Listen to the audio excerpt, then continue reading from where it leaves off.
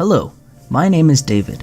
Today I'll be talking about my perspective of media literacy, what it means to me, and how that applies to my understanding of both gender identity and representation. So, what is media literacy? In a nutshell, media literacy is the ability to access, analyze, evaluate, and create media. By being media literate, we can and should avoid common misconceptions and notions that would normally fool the uninitiated.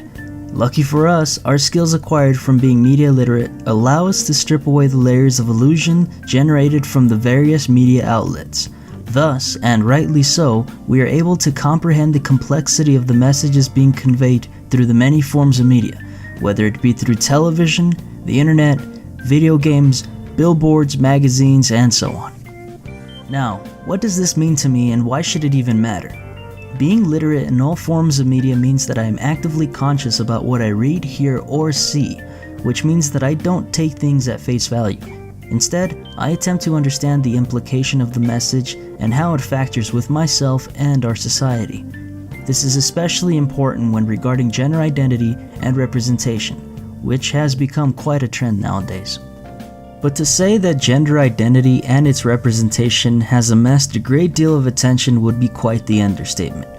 Whether it is because people are more media literate or because the drive for a paradigm shift of how gender is perceived has become more socially relevant.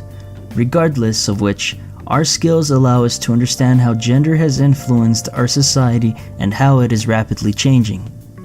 Beyond the binary of gender, there is more than being or acting like a male or female.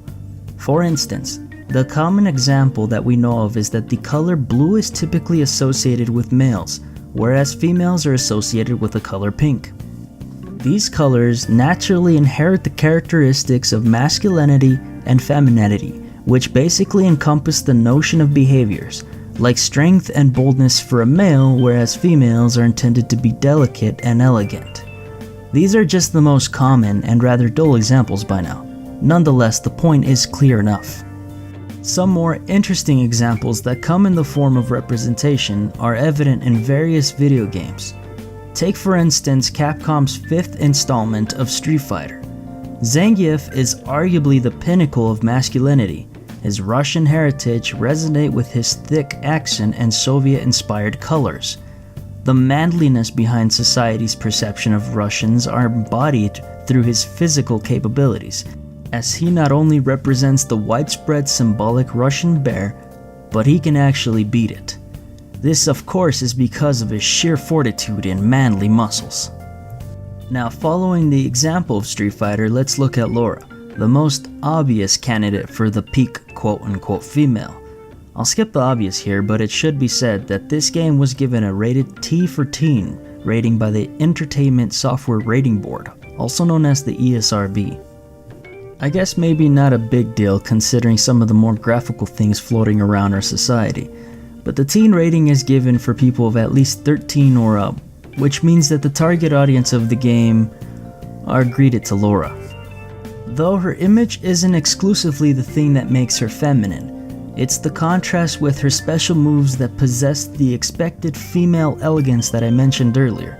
For instance, her hands are graceful and flamboyant, while Ryu, another contender for the masculine role, flexes his muscles to perform a similar action, thus rendering the male characters stronger by design.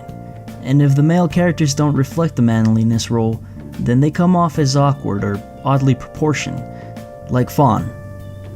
Sure, it can be argued that these are exaggerated examples, in which case they are.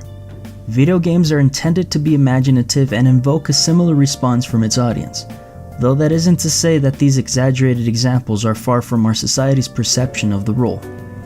In fact, males in the role of masculinity continue to dominate blockbuster hits, the recent change from the norm being Wonder Woman, which not only featured a strong female lead but was directed by Patty Jenkins.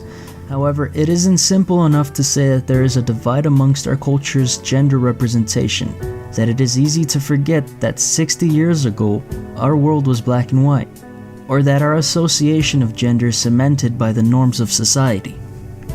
I truly believe that it is a start to acknowledge that gender is neither male nor female, rather it is a spectrum.